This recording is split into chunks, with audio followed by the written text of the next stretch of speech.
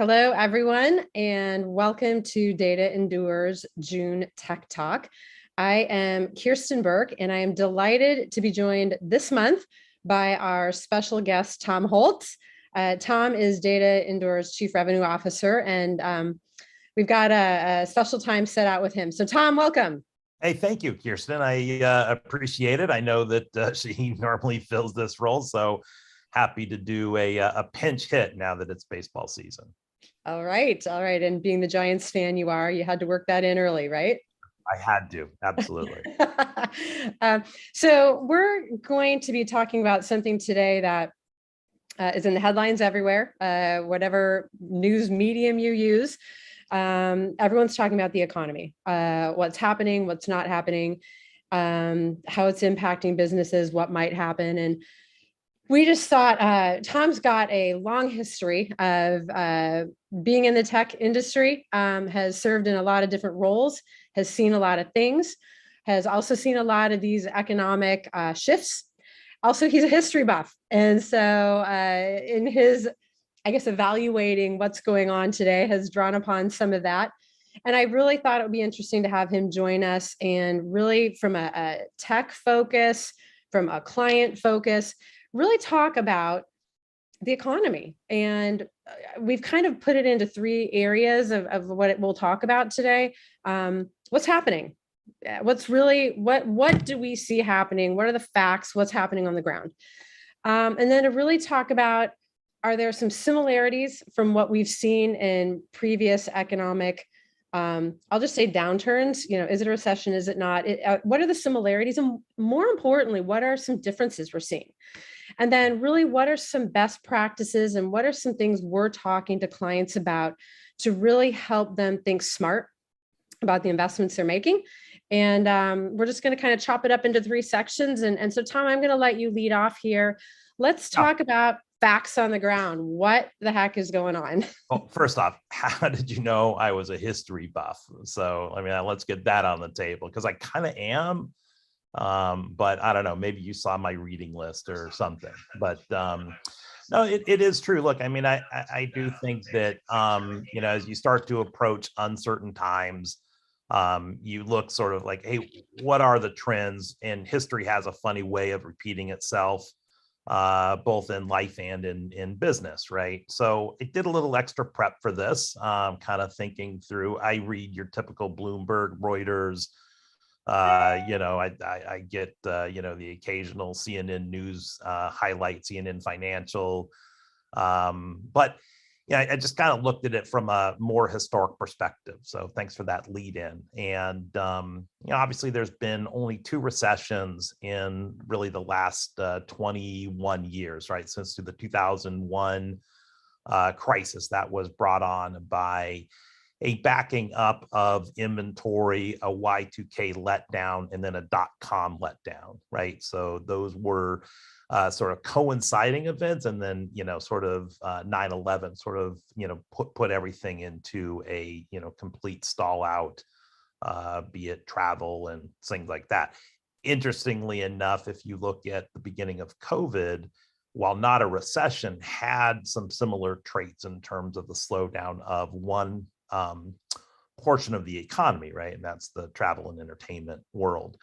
The other one obviously was the 2007, 2008, some would even say 2009 Great Recession. I didn't know it was called the Great Recession. Just knew it as the recession brought on obviously by mortgage loans, housing crisis. But that one was interesting in that it affected every sector of business, right? So tech was not immune to it. Manufacturing was not immune to it. So there were a lot of factors. Going back even as far as 1991, that was the other sort of slowdown. I hit it, happened to be a recent college graduate from Iowa State carrying my marketing degree around.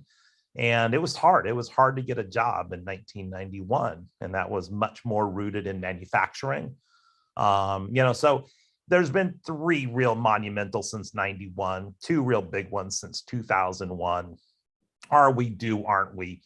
Look, I mean, I think that there is a lot of opposing metrics. One is unemployment rate is just slightly above 3%, right? So, that is very strong. Unemployment rates have been much lower as you enter into recessions. Job growth, while strong, has flattened out. So that's going to be a leading indicator in terms of real, true, let's say the employment rate. And then inflation obviously has has spiked, possibly not peaked. So I think that's going to be the other factor. Mhm. So continue to read, look at it from a historic perspective, and then try to counteract the things, as I'm sure everybody is doing both in their personal life and their professional life, counteract the things that you see in terms of on the horizon. So I feel like there is a lot of decent information out there, and kind of to the next kind of idea, which is really not all recessions are created equal. So if Right. we do indeed go into a recession, right, the cause and effect, the industries affected, right, they're going to be different. So it's I don't pretend to be a prognosticator of economic fortune. Jamie Dimon, JP Morgan, basically said it's going to be an economic hurricane. Well, I don't know. So in our world, it would be the economic earthquake. But anyway, so yeah, I'll turn it back over to you, Kirsten. Well, and I think to your point, right? Uncertainty is because none of us know. And so I think being able to look at what does history tell us, and then what are we really seeing out there? And in our conversations about this, and we've been talking to customers about it, we've been talking to partners about it. You've mentioned several times that this feels different. And I think all of us coming off of COVID, still have almost some PTSD, right? It's kind of like we're all poking our heads out of the gopher holes and ready to go, and all of a sudden, whammy. And there are indicators to be concerned about, but to your point, we've got some different things going on that may be telling a little bit of a different story. And so, I think our listeners might be interested in your perspective. And clearly, while we come from the tech industry, you've had 25 years in your roles. I've had 25 in mine. We're serving customers all across different industries. And so the things that we see and the things that we learn are not tech focused. They are, they are industry wide. Right. And so, share a little bit about, what your spidey senses are saying as you are saying, you know what, there's something different about this. Yeah. I beyond just the recession talk, right? Beyond just sort of the financial, reading that you do. GDP is going to be out in July, and if it's another quarter of negative growth, we're technically in a recession. I think you can forget that, right? I think that there is a lot of cash in the system. I think you got to look more closer to home, and what closer to home is the tech industry is starting to have layoffs. And there was an article out today, I think in USA Today, that Uber, Lyft, Twitter, a couple other companies had to go and tell new college graduates that their jobs were not being honored, right? So that's a tightening of budget. That is the leading indicator that says we are going to have to do more, or we are going to have to maintain with less. And that starts to filter down into budgets. Every CFO is going to come to the IT department eventually and say, hey, we need to conserve cash. What are some things you can cut? So that's budget tightening. And I feel like it's going to hit more of the small size to mid-size enterprise harder, in that those dollars are more meaningful if this is a prolonged slowdown. Mhm. If this is a 2-year, let's call it economic malaise, kind of, get 2007, housing bubble burst, but 2008, 2009 were horrible growth years, Mhm. and they prolonged, sort of an economic recovery. So I do kind of feel if I had to put a pin on, one prediction, I would say slow GDP growth, if not flat, if not even some bumps in decline, and basically budget tightening. But the one budget you can't tighten is going to be security. Mhm. And that leads us kind of into why I believe DataEndure is so well positioned, for an economic downturn, why managed services in general are well positioned, and why a client would look to, those services, those solutions, kind of in these uncertain times. Sure, sure. Well, and we know, just in the conversations that we're having, right?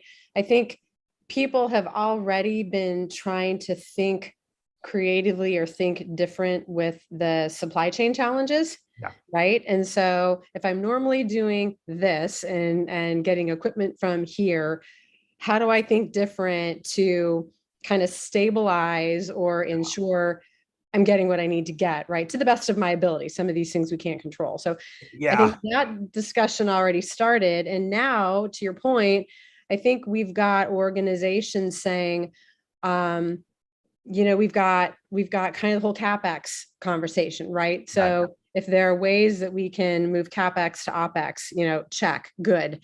I think in tech, we're always over provisioning, we're always over procuring.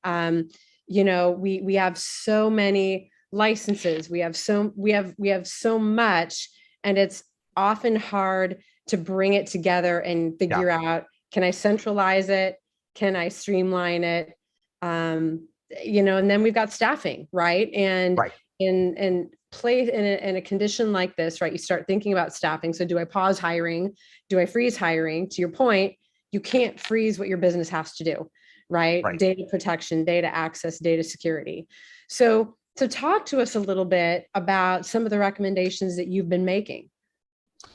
Yeah, it's interesting. So, you just triggered something, and if I look at it, COVID was a bit of a dress rehearsal Hmm. for what we're going through, and I hadn't come up with that little point in my notes. So, but it is very true in terms of, we've already seen sort of the push to outsource, the push to move employees, into a remote workforce. Well, where does that end, right? And I think that we saw more creative ways and better solutions to address that. So the maturity of that move and the ability to manage your environment remotely, outsourced, is only going to get better and grow.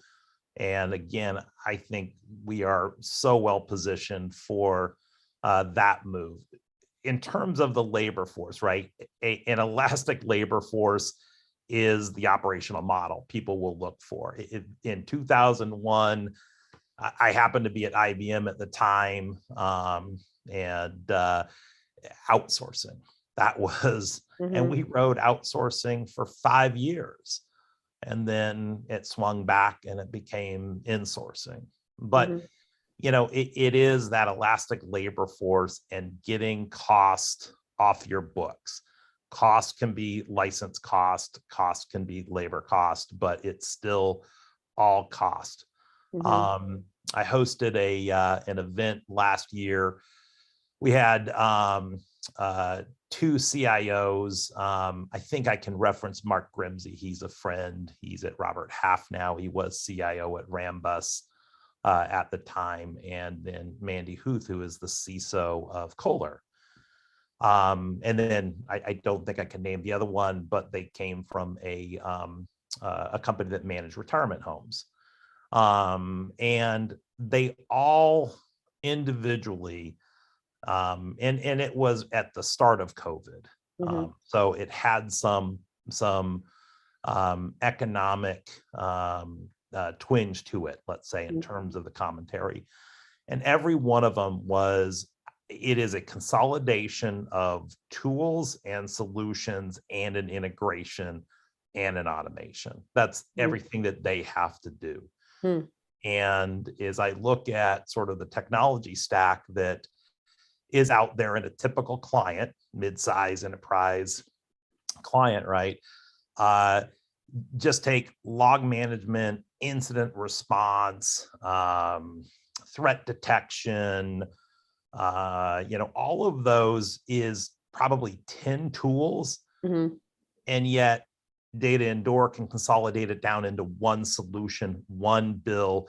You're not paying license cost. You're not doing the 10 different renewals all timed differently. There's no Right. co-terming. Like they're, and at the end of the day, providing you a better service, allowing you to, not have to hire those resources, better yet, not have those resources hired away. Mhm. And so, there is direct benefit that we can provide a client in terms of not only the financial model, but then the solution and solution delivery model. Right, right. Well, and I think we saw this in COVID, right? To your point, and unfortunately, maybe it was a test run for our adversaries too, right? They never waste a crisis, Yeah. and so you take a look at how cyber adversaries took advantage of the fear or uncertainty or opportunities of COVID, Yeah. and I think we're going to start seeing that if we haven't already, right? There are going to be opportunities because I think the assumption is companies maybe might necessarily let their guard down, right? So maybe I won't update my old antivirus tool, or maybe I can't Yeah. staff anything 24/7. So I'm not going to be able to catch what maybe I could. And so if they're not letting their guard down, we can't. And so as an organization, to your point, one area that has to remain solid is security, because if you're already looking at an economic situation that you're wrestling with, the last thing you want is a data integrity Yep. crisis on top of that. Yeah, look, the security by CIO admission, even I can even go back to Mark Grimsey, was reactionary. I mean, this is 5 years ago, right? Very reactionary. Problem exists, plug hole. Yeah. To remediate, and it was budget constrained. It wasn't top of mind, but it was crawling up the stack. Now with like the actors are bots, the actors, the malicious actors are programs written to find a hole, to find some intrusion, some way in, and then basically take the information, right? So that's going to create more opportunity, not less opportunity. There will be more bad actors because the sense of that vulnerability, the sense that companies will have to let off the gas in terms of their investment. This isn't sort of doomsday stuff. This is Right. just the tough reality Right. of where our data is, what kind of data, all of the regulatory compliance that basically goes into that data, and the need to have it absolutely secure, which has come full circle. Now it is all proactive, and basically the tool stack in terms of best of breed. That's the other thing that I look at DataEndure, and we're able to put best of breed in because we're not your typical MSP, right? So a typical MSP is client buys license, I manage license for client. Maybe we co-manage, but at the end of the day, there is a client owns a license and then we manage it for them. So you've pushed your IT staff out maybe one click. We're different. Like, we basically own the license. We're an OEM. And we can basically sell you that license on a per month basis. We can turn it up and turn it down. We can increase it. There is no renewal charge, right? There is just a service level agreement, and basically we're off and running. So, that gives so much more flexibility that, basically is spot on for the economy, that is approaching us. And then we're actually not even approaching us, that we're already in. Right. Well, and to your point, you brought up, the regulatory situation.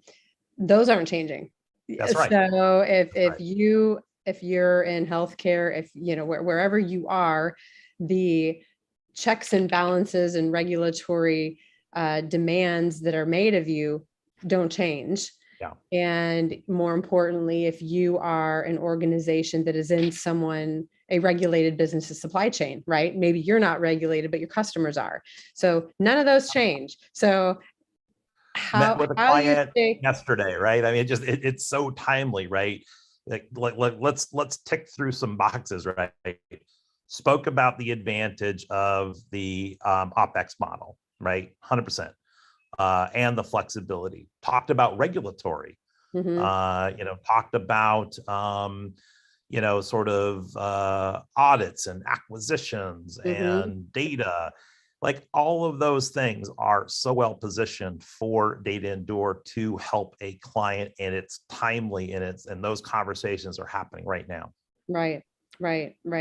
Well, and to your point, we'll kind of start wrapping up here, but one of the things, and you're leading me right into it, the conversations that we are having and ones that we would like to offer to our viewers are to have this economic assessment conversation, right? To really understand, where are you today? What are the areas that you're looking at and saying either, okay, do I have to renew this? Or maybe I don't do this and I know I can't go another year deferring this. So let's have a conversation about that. Let's show you what good might look like if you had to do it yourself.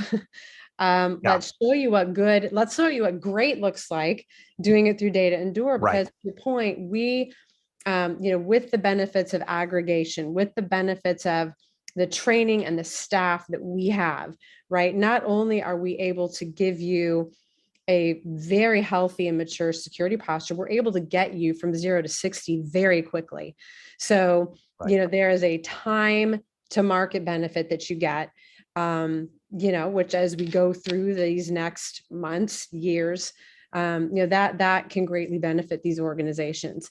So we would like to offer that to anyone listening. If you'd like to have that conversation, just like the one Tom mentioned he had yesterday, let's inspect certain areas. Let's understand maybe the economic objectives you have. Let's understand the business and security outcomes that you need to deliver. And, we'll be very candid. If there are areas where we can help, you get to great, then we absolutely can do that. But at least we can help you bubble those up, help you understand what's available, and to have a good choice to make. No, absolutely, and I would be remiss, and I'm filling in. Got big shoes to fill in today.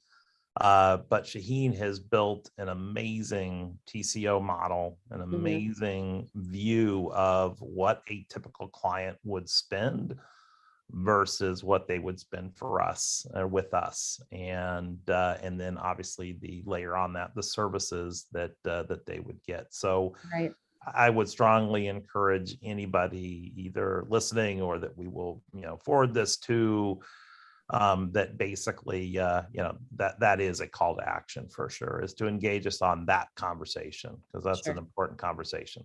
Right. No strings attached. Just, we really do, with this digital resilience mantra and mission that we have for organizations, we really do enjoy having these conversations. We enjoy helping organizations understand where they are and revealing any gaps or vulnerabilities. So that's our job. That's what we enjoy. That's why we're all here. So please do feel free to take us up on it. You can go to our website. You can send something to info@dataendure.com. And Tom, any parting words? You made it easy. I will say that. So thank you. This is not my normal venue. I'm much better in front of a client, not talking to a YouTube app. So now I will be forever on YouTube. I'm There you trying to go. avoid those things, but that's okay. And you made it easy. Thank you, Kirsten. Well, Tom, thank you so much for joining us. I say this with Shaheen, and I echo it with you. I always learn something sitting down and talking to you guys. I love tapping into your experience and history.